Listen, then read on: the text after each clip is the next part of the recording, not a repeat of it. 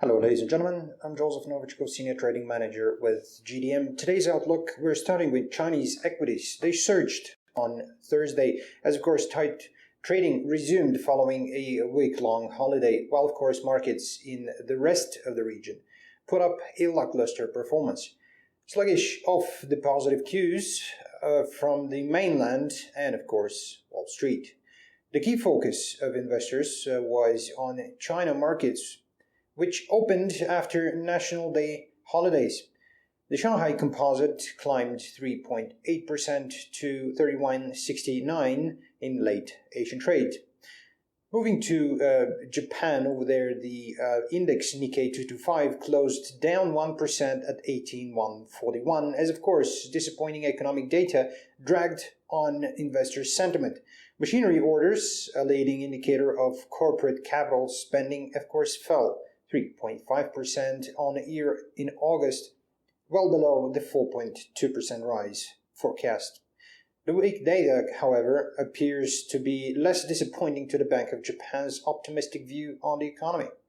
The dollar stood tall against a basket of major currencies in early Asian trade on Thursday, though it remained in its recent range as, of course, investors awaited minutes of the last Federal Reserve meeting for clues on monetary policy.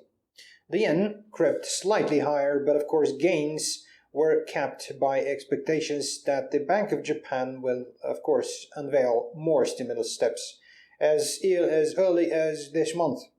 The dollar was trading around the level of 120 yen per dollar, down about 0.1%. European equities opened lower on Thursday as, of course, Asian stocks set a cautious tone for markets. The pan-European STOXX 600 opened over 0.2% lower, as, of course, German exports fell by their largest amount since the height of the financial crisis in 2009. Data from the Federal Statistics Office showed seasonally adjusted exports fell by 5.2% in August from the previous month, and of course imports declined by 3.1%. The euro was also slightly lower at 1.1235 versus the dollar. Investors will also keep an eye on the Bank of England today as it publishes minutes from the Monetary Policy Committee meeting and its decision on interest rates in October.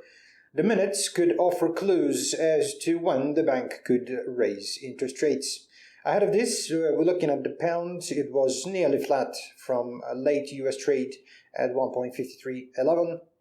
Gold, however, in the commodity sector, off from a 2-week highs on Thursday as Chinese investors sold the precious metal to take profits on return from a week-long holiday. Gold eased 0.2% to 11.43 an ounce in late Asian trade as the metal had climbed to 11.53.30 in the previous session.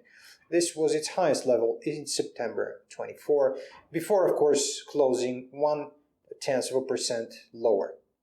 Crude futures shrugging off a surprise build in U.S. inventories as some Chinese traders returned following a week-long national holiday period. As we saw, they declined 3.1 million barrels to 461 last week as refineries reduced production.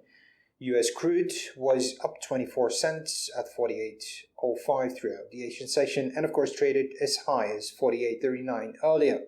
The contract, however, fell 1.5% on Wednesday after 3 days of gains.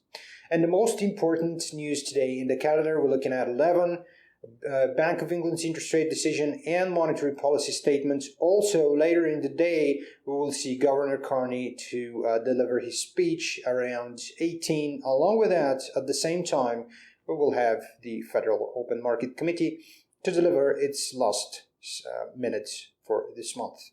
That's all for today. See you next time. Bye-bye.